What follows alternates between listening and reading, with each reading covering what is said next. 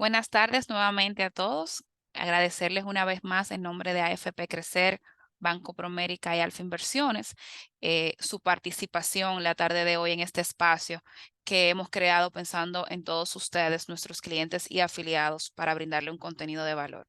En tan solo 5 minutos estaremos dando inicio a este webinar que tenemos para ustedes el día de hoy acerca de la economía naranja transformando el futuro de la mano de Arlet Palacio.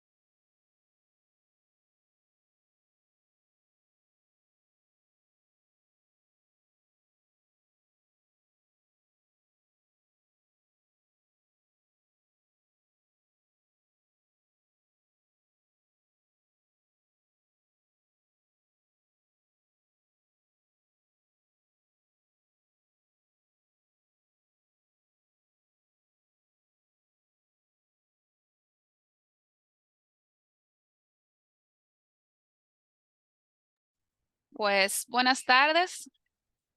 Ahora sí vamos a iniciar este webinar que desde AFP Crecer, Banco Promérica y Alfa Inversiones hemos preparado para ustedes, un espacio pensado en cada uno de ustedes para poder brindarles ese contenido de valor.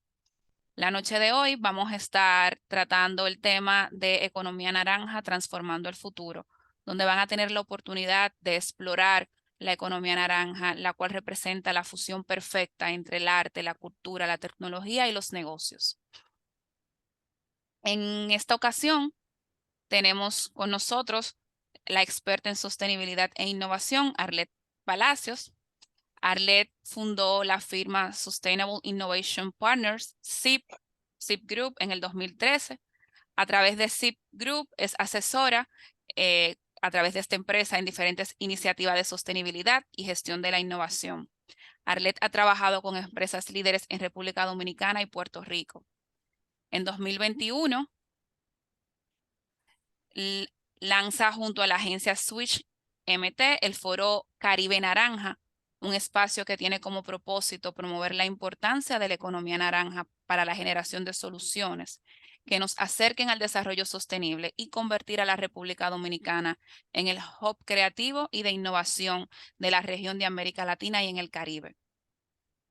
En el 2022 lanza el Club de Innovación RD, una iniciativa colaborativa de vanguardia en LATAM que tiene como objetivo potenciar la innovación corporativa creando una red de innovadores peer-to-peer.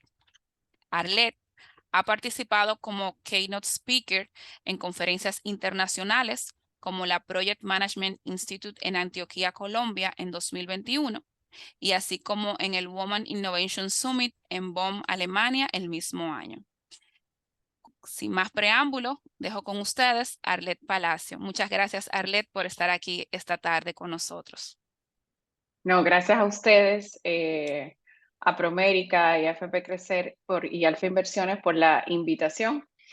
Para mí es realmente un gusto compartir algunas ideas sobre economía naranja y su importancia para tanto el desarrollo económico de la República Dominicana como también para el desarrollo de los negocios. Entonces voy a compartir mi pantalla. Creo que la ven mi pantalla ahí. Entonces, bueno, en el transcurso de la presentación, sé que pueden tener algunas preguntas. Agradecería que si tienen preguntas, comentarios, las pueden ir colocando en el chat del Zoom y yo trataré de ir respondiendo a sus preguntas o integrando sus comentarios durante la presentación en la medida que sea posible.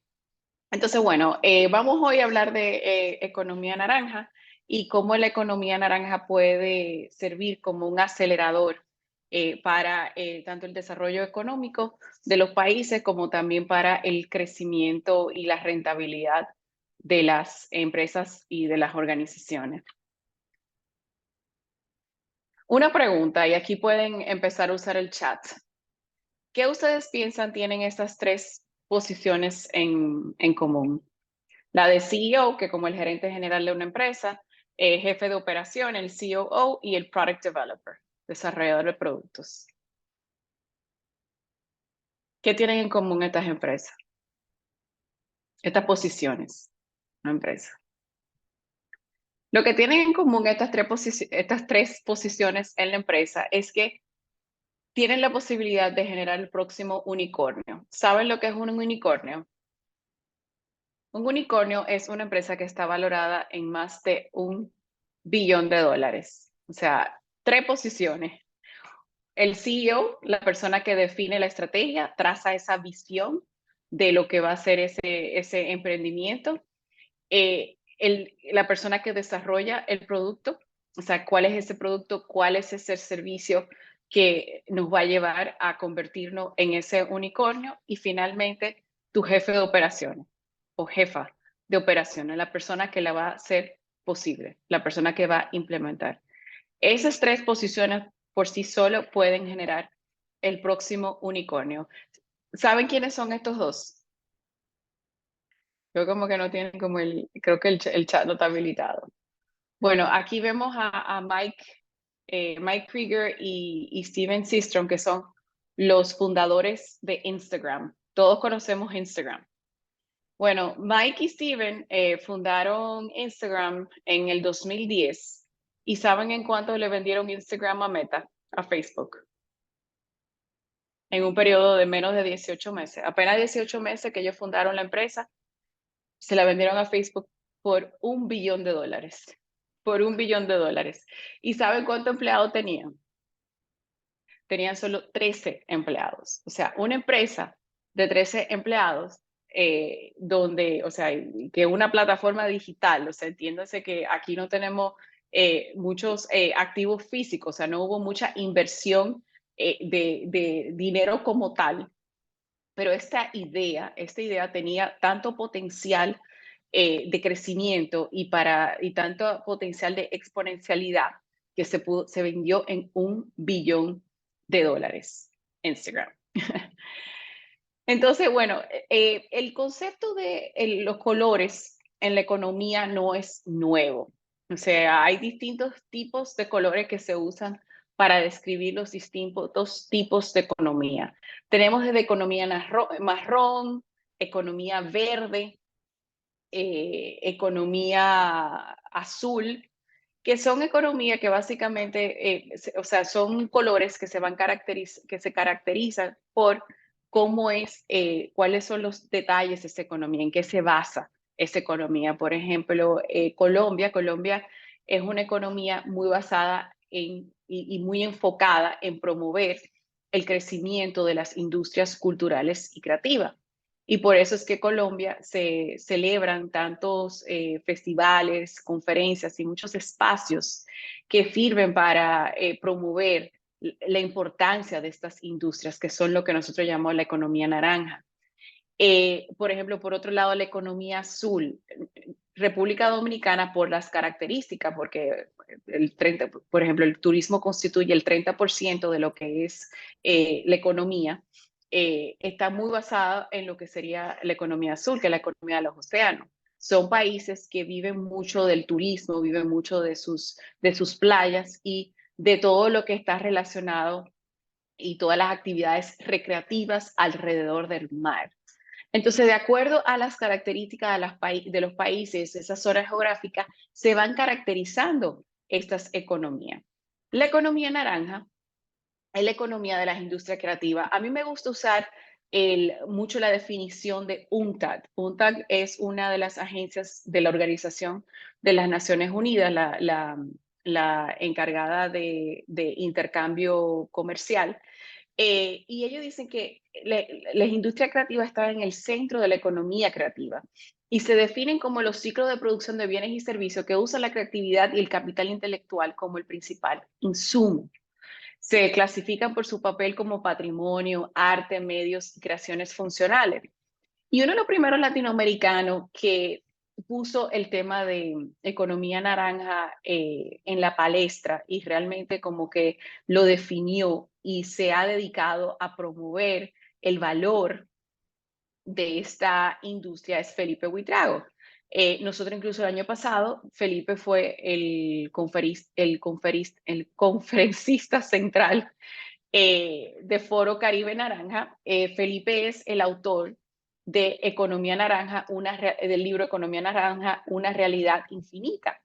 Y aquí es que él hace todos estos planteamientos sobre cómo las industrias culturales y creativas pueden desatar enormes oportunidades de crecimiento económico en los países. Y algo importante de este tipo de economía es que tiene como tres componentes principales: la creatividad, artes y cultura y la materia prima. Y para mí el, el valor principal es que tu principal activo es tus ideas. Las ideas es el principal activo. Pero porque las ideas son el principal activo, un componente importante es la relación con los derechos de la propiedad intelectual. Y creo que uno de los retos también que tiene esta industria, cómo protegemos las ideas, cómo las protegemos de forma que tú las puedas comercializar y que los derechos de esa comercialización sean tuyos. Eso también es un tema que a veces constituye una barrera para el crecimiento de este sector. Y por otro lado, tiene una función directa con una cadena de valor creativa.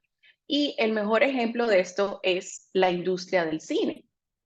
Y esta diapositiva es de mi colega Huáscar Jiménez, que es economista del Banco Central. Y aquí uno puede ver, o sea, esta diapositiva ilustra cómo la industria del cine integra todo tipo de funciones y profesiones y oficios para poder sacar el producto final. Y por ejemplo, estas tres series, que muchos seguramente la conocen, Vikingo, el Game of Thrones y The Last Kingdom, requieren todo un equipo de historiadores, antropólogos, geógrafos, cartógrafos, filiólogos, arqueólogos, gente, por ejemplo, de las industrias culturales como literatura, artes, teólogos, pero también requiere toda otra serie de oficios para poder generar ese producto final, que tú pensarías, bueno, se crean fuentes de empleo, pero uno lo que piensa es en los maquillistas, en los camarógrafos, los productores, o sea, esas funciones que uno relaciona directamente con el cine. Pero también hay toda una serie de profesiones, vamos a decir, que de alguna manera también complementan y contribuyen a la generación de ese producto final. Entonces, mucha gente se lucra o obtiene un ingreso del cine. Y a esto que nos referimos cuando hablamos de esa economía creativa dentro de la cadena de valor. Entonces, a nivel del aporte económico de la economía naranja, constituye el 3.1% del Producto Interno Bruto a nivel mundial. En exportaciones de bienes y servicios creativos, un 3%, por ejemplo, tiene que ver más con las artes, el 21% más del cine. Hay todas unas economías, por ejemplo, California, uno de sus principales fuentes de ingreso es el cine, los estudios cinematográficos. Claro, también hay otras industrias, pero por ejemplo, cine es uno de sus principales, uno de los sectores más dinámicos en esa economía. A nivel de los empleos que generan a nivel global, son alrededor de 50 millones en todo el mundo. Estas industrias emplean a gente joven entre 15 y 29 entre 15 y 29 años. Él es quizás la industria que más jóvenes emplea y también emplea a muchas mujeres. La pandemia también provocó un crecimiento enorme de las personas que o emprendieron como parte de la economía naranja o consiguieron un trabajo como en algún sector asociado. Y un dato interesante que vamos a ver ahorita es que en el 2015 se valoró que el 84% del valor de las empresas en el índice cuál es el valor de la empresa, que uno dice, ok, cuál es el valor intangible, cuál es el valor tangible, el 84% se le atribuyó al valor intangible y apenas un 16% al valor tangible. Y aquí vamos a ver algunos ejemplos más adelante de esto. ¿Y qué es lo que está impulsando esto a nivel global? Yo vengo del área de sostenibilidad y yo vengo de una carrera trabajando quizás temas de desarrollo. Y uno de mis intereses cuando empecé SIP Group fue, ok, ¿cómo nosotros podemos promover la participación del el sector privado en los procesos de desarrollo? Porque al final nuestras empresas tienen que internalizar muchas de las externalidades. Cuando pensamos, por ejemplo, en la mala calidad de la educación, cuando quizá tú necesitas algún recurso o un recurso que se requiere una destreza muy técnica o muy especializada y no está pasando mucho en el tema digital, nosotros no lo conseguimos localmente. O si lo conseguimos, el recurso es muy, muy caro. Entonces, esas son a veces externalidades que uno tiene que internalizar porque al final eso te sube tus costos, eso te afecta temas de calidad, o sea, afecta tu modelo de negocio. Entonces, hay algunas megatendencias, esto le llamamos megatendencias, que son esos cambios culturales masivos que se van produciendo en tiempo real y son apenas, a veces son apenas imperceptibles, al menos que uno los traiga como a colación. Eh, y eso son la estrategia empresarial para el cambio climático que tiene que tomar en cuenta todos estos aspectos que se mencionan en esta diapositiva, como cómo prevenimos la contaminación, cómo nos adaptamos al cambio climático, la crisis de residuos, la igualdad para los trabajadores en la cadena de suministro, todo el tema de los derechos humanos, los movimientos residuos cero, que hay mucho y muchas de nuestras empresas tienen, por ejemplo, programas por ejemplo, las 3R, todo el tema de gestión de riesgo, economía circular, son todos aspectos que hay que considerar actualmente en la estrategia de negocio y cuál es la tecnología y la infraestructura que vamos a necesitar para poder hacer frente a estos cambios y también cuáles son las culturas, cuál es la cultura y cuáles son las actitudes en el trabajo que también tenemos que transformar para crear esas mentalidades y para afrontar estos desafíos. Algo también de la economía naranja y por la cual me enfoco tanto en quizá destacar su valor e importancia es que lamentablemente no vamos a lograr los objetivos de desarrollo sostenible al 2030 si de alguna forma no trabajamos en el desarrollo de una economía verde. Para desarrollar esa economía verde tiene que haber una economía naranja. La economía naranja es la que va a permitir que florezca esa economía verde.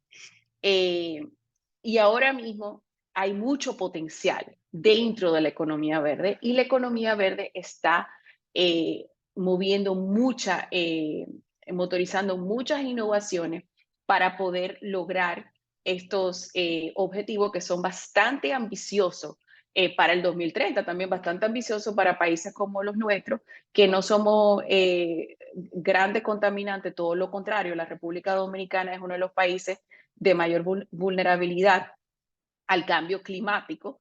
O sea, nosotros somos víctimas del cambio climático, sin embargo, no somos lo que los hemos generado. Sin embargo, también tenemos que cumplir con unas metas ambientales que no va a ser tan fácil, al menos que innovemos. Y dentro de este concepto de economía naranja hay hay mucho espacio para la innovación. Peter Diamandis, no sé si saben quién es esta persona. Peter Diamandis es uno de los fundadores de Singularity University en California.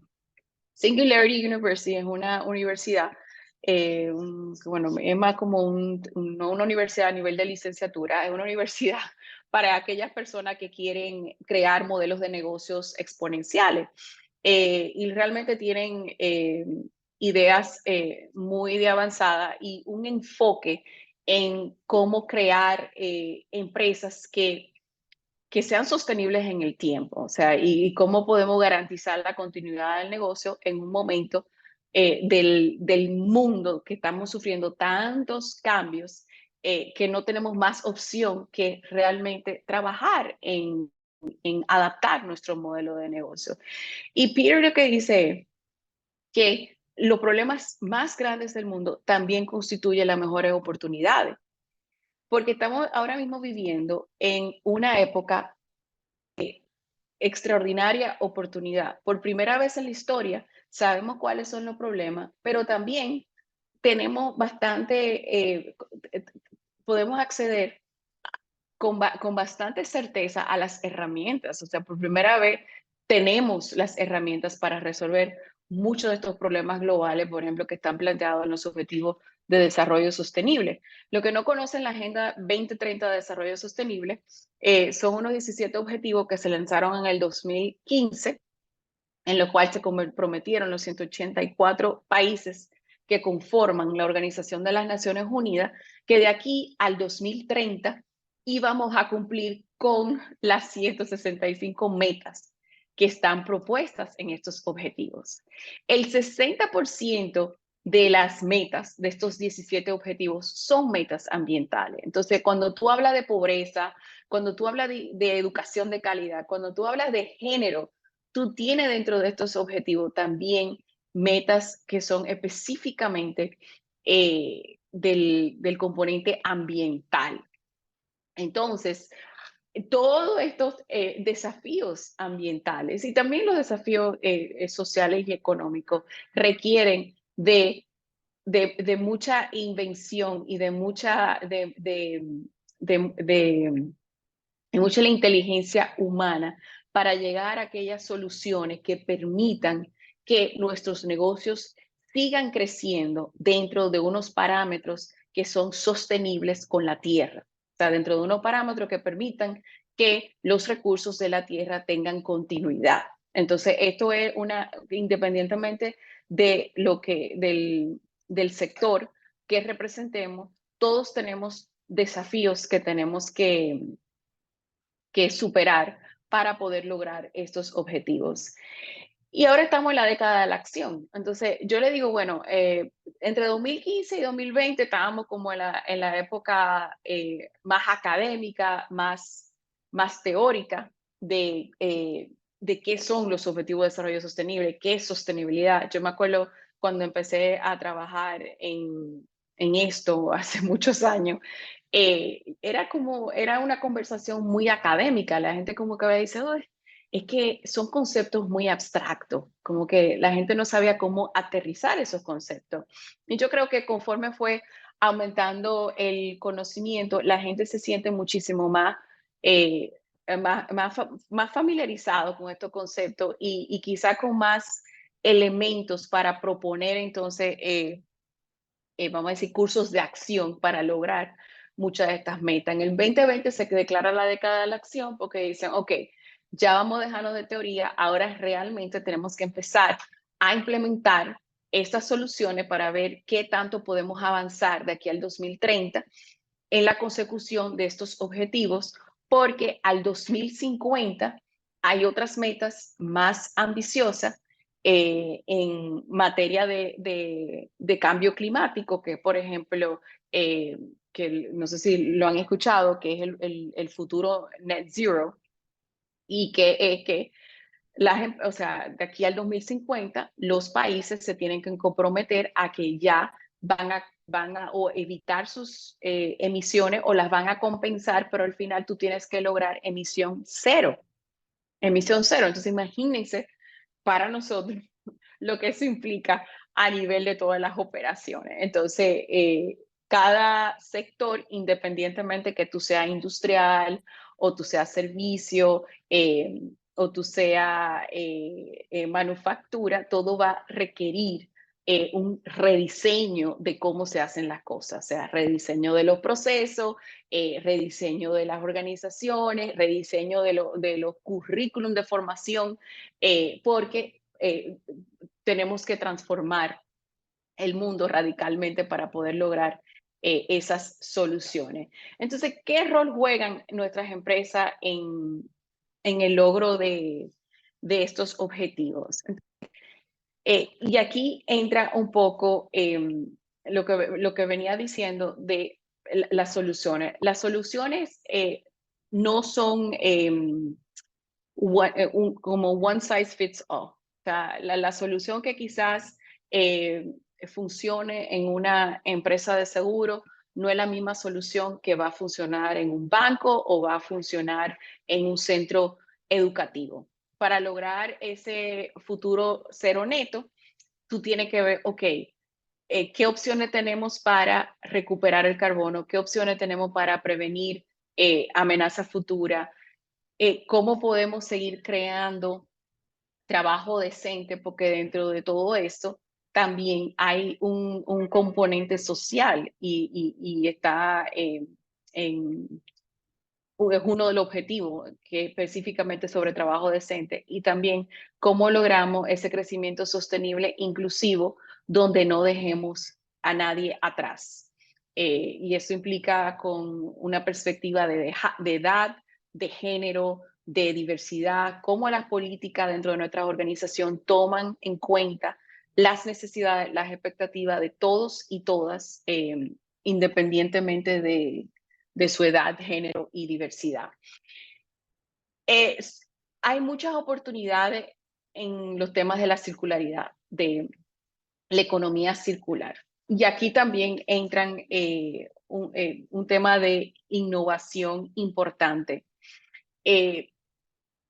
No sé si saben que el 85% del daño ambiental de un producto se puede evitar en la fase de diseño de ese producto. O sea, que es un dato interesante. Cuando nosotros vemos los productos, o sea, la manufactura de productos, la implementación de procesos, desde esa óptica de circularidad, que requiere una óptica de diseño, o sea, y como y de creatividad, porque hay un tema aquí, economía naranja es básicamente creatividad. Y para que una idea, por ejemplo, sea creativa, tiene que ser útil y tiene que ser práctica. Entonces, tiene que resolver un problema. Entonces, solamente el 9% del mundo es circular, o sea, todavía tenemos casi más de 90% de oportunidades para lograr esa circularidad. Hay muchas oportunidades para la innovación. Otra oportunidad importante y también que requiere que nuestras operaciones estén continuamente monitoreando y valorando cuáles son esas necesidades y expectativas de tus clientes. Es que los consumidores quieren comprarle a empresas éticas, quieren saber cuál es el impacto ambiental y social de los productos. Y esto requiere mucha transformación de cómo hacemos el negocio. No puede ser el business as usual, no podemos estar en el BAU. Cómo podemos evaluar el desempeño ambiental y social de nuestro producto para poder crear estos productos y servicios que realmente sean éticos y atractivos para nuestros clientes? La moda sostenible, el fast fashion. Aquí tenemos diseñadores, por ejemplo, como Stella McCartney, que bueno, que sabemos que dentro de la economía naranja, por ejemplo, la industria de la moda es una de las industrias más contaminantes. Entonces, es una de las industrias que ha tenido que apoyarse más en la innovación para poder transformarse y ser un poquito más sostenible. Y tenemos gente como Stella McCartney, que literalmente tienen ya años, quizás cerca de 5 años, tratando de sustituir de los 400 componentes que usa dentro del ensamblaje, o sea, desde los botones, los zippers, la tela, eliminando todos aquellos componentes, esos productos que no son ambientalmente sostenibles. Eso también requiere todo un rediseño y bastante creatividad para poder lograr eso, que tener una pieza de ropa que sea 100% sostenible y que siga siendo rentable, porque también ahí te sale más, es más costoso.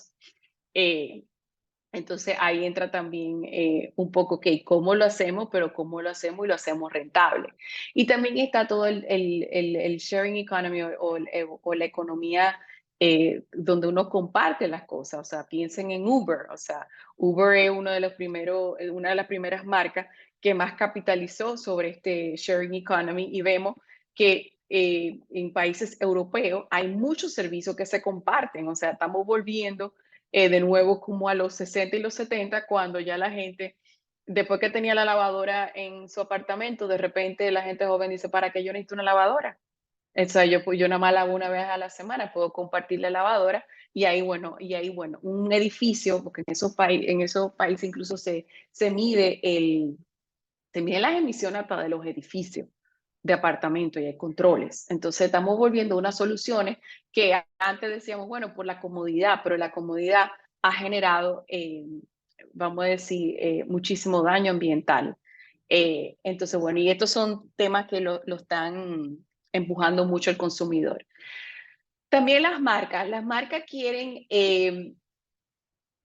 las marcas quieren representar algo. Entonces, yo que trabajo con muchos equipos dentro de la empresa, veo muchas áreas de comunicación. Están, bueno, ¿qué es lo que a la gente le interesa? ¿Con qué la gente puede conectar? Y a veces uno no puede ignorar, y yo veo también los equipos de los community managers y eso, tratando de entrar en las conversaciones, porque las empresas también tienen que ser parte de esas conversaciones. Y hay muchas herramientas dentro, o sea, y muchas herramientas creativas que te permiten un poco valorar, ok, ¿qué es eso que quieren los consumidores? Nike es una de las marcas que yo diría que más magistralmente hace, como escucha a su cliente, escucha a su consumidor y diseña sus estrategias de mercadeo y de publicidad muy en línea con lo que quieren el cliente. Y vamos a decir, el diseño de ese ciclo o de ese proceso donde tú continuamente estás valorando esas opiniones y tomándolas en cuenta en el diseño de la estrategia. Eso también requiere de mucha creatividad y mucha innovación en las organizaciones. Y como mencioné anteriormente, estamos rediseñando el futuro. Entonces yo diría que si ustedes no están pensando en cómo van a generar valor a futuro, independientemente que tú seas una empresa o tú seas un profesional, entonces, bueno, tiene que cuestionarte, porque mira, por ejemplo, Arrow Farms aquí, esto es una marca, es una empresa agrícola y lo que hace es jardines verticales. Ellos te montan estos jardines en edificios, los montan en zonas urbanas y básicamente lo que ellos quieren prevenir es reducir la distancia entre que un alimento se produce y llega como al plato. Entonces, mientras menos tiempo, menos preservativo necesita el alimento y más saludable es. Entonces, esto es una empresa que está creciendo muchísimo. Es una empresa que está ubicada en Estados Unidos, pero ya está creciendo a países tanto en América también, en América Latina. No sé si ustedes saben que Toyota ya no está, por ejemplo, en la industria automovilística. Yo diría que Toyota está no lo diría, ellos lo dicen ellos mismos, ellos están en la industria de la movilidad. Ellos entienden que hay miles y miles de personas que no caminan. Entonces, viendo las tendencias y que cada vez la gente está comprando menos carros, ellos dicen, bueno, nosotros estamos en la industria de la movilidad. No necesariamente tiene que significar que tenemos que producir carros. Nosotros podemos producir otros modos de transporte quizá para la gente que tienen una discapacidad física que no le permite caminar. Entonces ellos están diseñando estas sillas de ruedas con tecnología de punta, precisamente como que buscando un nuevo segmento de clientes. Entonces eso es una transformación de modelo total de parte de Toyota. Y no sé si ustedes conocen, por ejemplo, Tommy Hilfiger tiene una línea que es, eh, que, es que está diseñada especialmente para personas que han tenido accidentes o que tienen prótesis. La gente que, por ejemplo, que tienen prótesis no le es fácil ponerse la ropa normal. Ellos necesitan zipper donde usualmente no están los zippers, necesitan que estire donde usualmente no estira la ropa. Ellos identificaron esa necesidad, ese dolor, hizo un proceso de diseño donde se identifica eso, o sea, y como dije, o sea, en la fase de diseño de un producto es donde tú puedes quizás encontrar las mayores oportunidades para innovar a para tus clientes. Y esto requiere de ese mindset en las organizaciones que te lleve ahí. Entonces se me fue. Patagonia es otro ejemplo de una empresa que muy alineada con su estrategia de negocio, muy alineada con su propósito como marca y que ellos están en el negocio para salvar el planeta Tierra.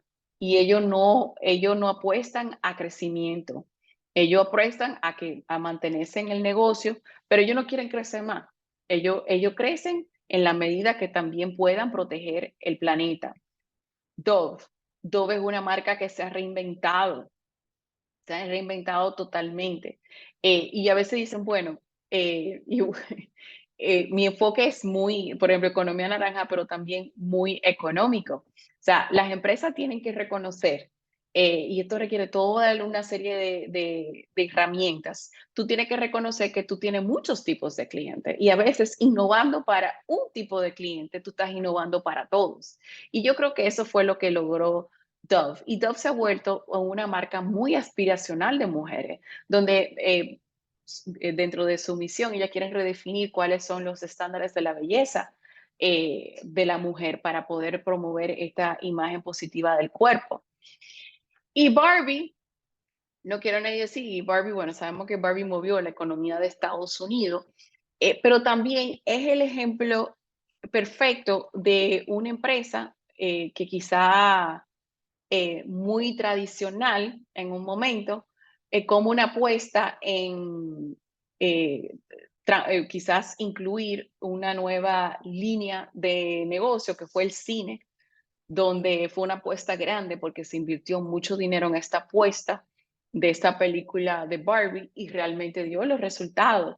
Pero si ustedes se fijan, o sea, Barbie usó muchísimos elementos de cuál es el impacto social de mi producto, de la mujer, cómo nosotros estamos posicionando a la mujer, cómo nosotros estamos sirviendo de modelo para las niñas, cómo nuestra muñeca está sirviendo de modelo para las niñas. Y fue un ejemplo perfecto. Aquí se combinaron muchísimos elementos creativos que hizo que esto fuera un ganador. Y volviendo un poco de nuevo a economía naranja, creo que el caso de negocio está más que claro. Cómo las empresas también deben enfocar sus esfuerzos en quizás invertir más en esta parte de cómo nos enfocamos en visualizar nuestras empresas y desde la perspectiva, por ejemplo, de, ok, ¿quién es mi cliente? ¿Cuál es mi propuesta de valor? ¿Cuál es la arquitectura que tenemos establecida para entregar esa propuesta? Porque al final el valor intangible de la empresa es el que es el mayor, que es el 90% de 2020. Yo mencioné un dato del 2015 donde estaba todavía en un 86%. Al 2020 es el valor intangible es un 90% y el tangible es un 10%, lo que significa que las ideas, las ideas valen más que el dinero en caja y el valor de marca vale más que quizá los activos físicos que tiene una empresa o una marca. Y creo que esta diapositiva es bastante poderosa para recalcar ese punto de cómo uno trabaja el valor intangible. Entonces, sostenibilidad es o sea, es una vía bastante directa a la transformación del negocio y para el crecimiento. Y algunos consejos, y hablo mucho de sostenibilidad, sostenibilidad siendo una innovación en sí misma, y como mencioné al principio de la charla, para que podamos generar una economía verde, tenemos que primero trabajar en la economía naranja, o sea, evaluar cuáles son nuestros impactos sociales y ambientales, repensar nuestros productos y servicios, cómo nosotros podemos mitigar esos impactos sociales y ambientales y no dejar de pensar en cómo nos vemos en 10 años y en 20, tomando en cuenta todas estas metas globales que ahora mismo, por ejemplo, no nos están afectando directamente a nuestras empresas, pero si tú eres una empresa grande en República Dominicana o una empresa que tiene una huella ambiental importante, créeme que en menos de 36 meses eso se va a estar regulando. Entonces, hay que repensar todas nuestras operaciones. Digo grande porque si tú eres chiquita eso no va a haber. Ver cómo las tecnologías exponenciales, como la inteligencia artificial, como todo esto del machine learning va a afectar el futuro de mi empresa y cómo yo puedo integrar estas distintas tecnologías para llevar el crecimiento de la empresa. La tecnología verde, la innovación, o sea, y cómo tiene que ver con crear esas soluciones que tengan un impacto tanto en las personas, en el planeta y en las ganancias. Y quiero terminar diciendo que para las empresas, y se aplica tanto también para las personas, tiene que haber un cambio de mindset. Tenemos que tener un cambio, una mentalidad de crecimiento, o sea, no una mentalidad fija, o sea, realmente asimilar el concepto que podemos cambiar y debemos cambiar, nada es fijo. Ahí veo algunas preguntas. Empoderar, o sea, cómo nosotros también creamos las condiciones dentro de las organizaciones que permitan que las distintas áreas puedan llevar sus ideas, canalizar sus ideas y que estas ideas eventualmente se lleven a soluciones para la empresa. Tenemos la oportunidad de transformar el mundo a través de nuestras prácticas de negocio. Vamos a empezar hacerlo ahora. Entonces, muchísimas gracias. Tengo algunas preguntas. Déjame ver.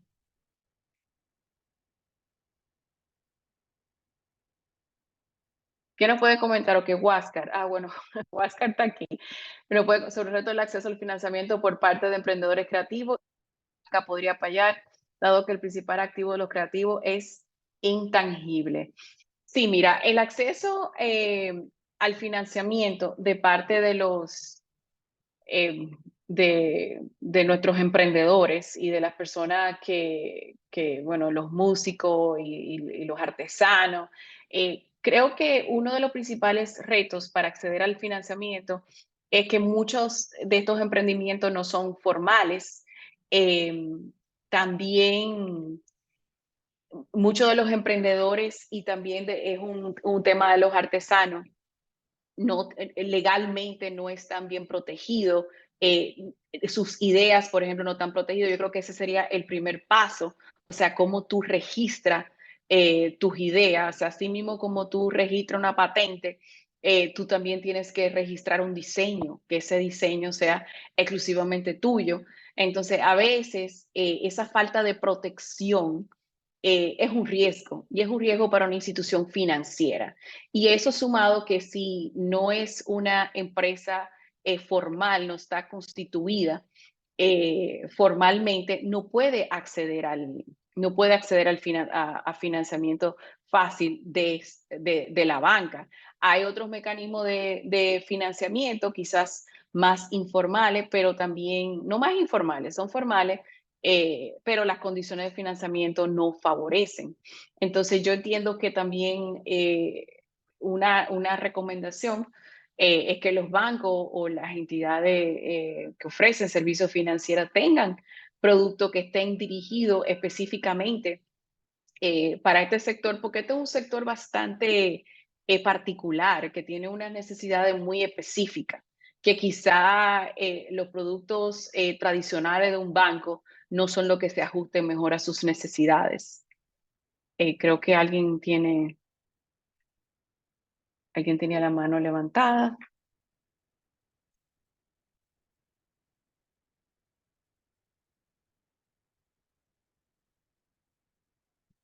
Lorena, no sé si alguien tiene más. Por el momento no tenemos ninguna otra pregunta. Si alguien más quisiera levantar la mano o escribir la pregunta por el chat, encantadísimos de que Arlet pueda colaborarnos con la respuesta. Bueno, aquí hay otra pregunta, creo que de Frank Frías. La economía naranja puede estar en constante evolución, al igual que la economía en su forma inicial.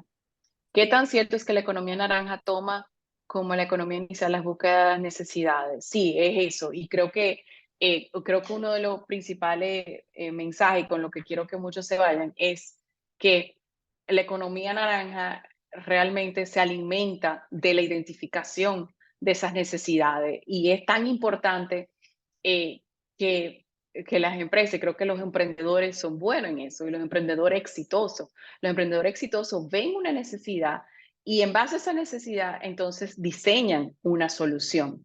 Entonces, y creo que el motor que más puede apoyar a las empresas para seguir innovando es tener esa capacidad de continuamente estar identificando esas necesidades y satisfaciendo esas necesidades prácticamente en tiempo real, que es lo que logran, por ejemplo, los mejores apps que te resuelven una necesidad que tú ni pensaba que tenías, que después que ya te lo resuelve, ya tú no puedes vivir sin esa solución. Y sí, la economía naranja evoluciona igual que la economía normal.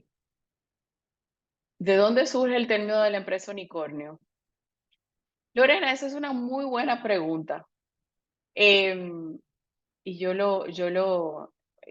ahora no me acuerdo, pero eso fue, yo lo voy a buscar, pero sí, eso está. Ya tiene un tiempo, yo creo que es un concepto que tiene quizá unos 15 años y mucho de se usa mucho en la banca y lo que brindan financiamiento, porque al final lo que están es tratando de identificar su próximo unicornio donde se puede invertir. Entonces, hay muchas características de estas empresas que pueden ser potencialmente unicornios. Entonces, muchos dicen, ok, ¿cuáles son esas características que son que son muy particulares? Entonces, bueno, esto sí tiene potencial de unicornio, pero el concepto como tal no sé exactamente de surge, pero yo lo comparto contigo. Y déjame ver, lo voy a compartir en LinkedIn la respuesta de eso.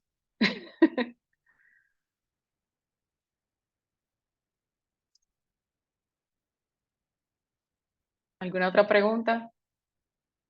Sí, tenemos otra Pues muchísimas. preguntita Ah, de Vivian Camilo. Si la puedes ok, ver. no la veo, déjame. Ah, Vivian Camilo. Sí, y si ya tenemos una empresa ya creada para fines artísticos y al día con la DGI, ¿cómo podemos acercarnos? ¿Qué se debe llevar en la presentación? ¿Dónde ir, por ejemplo, para realizar, por ejemplo, un espectáculo de teatro musical inédito para llevarse a cabo con profesionales en una sala importante? Vivian, mira, eso es una buena pregunta. Em, Al final, mi recomendación es que los artistas tienen que formular estas propuestas como si fueran negocios. O sea, tienen que presentar, ok, cuál es mi oferta de valor, cuáles son los costos involucrados de mi tiempo, por ejemplo, qué me cuesta a mí poner esto en escena, si lo quieren cobrar por hora. O sea, tiene que ser una propuesta, o sea, como si fuera un negocio. Y también dentro de esa propuesta, porque para eso que tú estás planteando necesitan patrocinadores. Entonces, o sea, eso es como que ya tú tienes que decir, ok, una sala importante, ¿en qué sala? ¿Cuánto te cuesta? O sea, tienes que tenerlo todo empaquetado como un proyecto y salir a vender a tu proyecto a potenciales patrocinadores. Ve, ok, esto es lo que nosotros queremos hacer, cuáles pueden ser algunas marcas que les interese. Y lamentablemente, bueno, yo tengo unos años, pero al principio es difícil porque uno tiene que tocar muchas puertas y no necesariamente esa puerta te la pueden abrir y te reciben, pero no necesariamente se concretan, no se concreta ese patrocinio, no se concreta esa venta, pero mi recomendación es que no te des por vencida. O sea, sigue, sigue, sigue, que eventualmente a alguien apoya y a alguien le interesa. Bueno, Arlet, pues muchísimas gracias por tan valiosas herramientas que nos has brindado el día de hoy. Nuevamente, en nombre de AFP Crecer, Banco Promérica y Alfa Inversiones, agradecemos toda esta experiencia que compartiste con todos nosotros. A todos ustedes, nuestros participantes, la noche de hoy, agradecerles por su puntualidad y por estar con nosotros en este espacio que hemos creado para el aprendizaje. Les invitamos a mantenerse informados y conectados a través de nuestras redes sociales, tanto como para AFP. Nos pueden encontrar en como AFP Crecer RD y en todas las plataformas, Banco Promérica República Dominicana y Banco Promérica RD en Instagram y Alfa Inversiones. Arlet, agradecerte una vez más. Muchísimas Gracias a gracias. ustedes. En nombre de todos, estaremos compartiendo con ustedes vía correo electrónico el link de la grabación para que puedan realizar cualquier consulta, puedan verlo y compartirlo con cualquier otra persona que quiera aprovechar toda esta información. Gracias. Buenas noches y muchas Bye. gracias.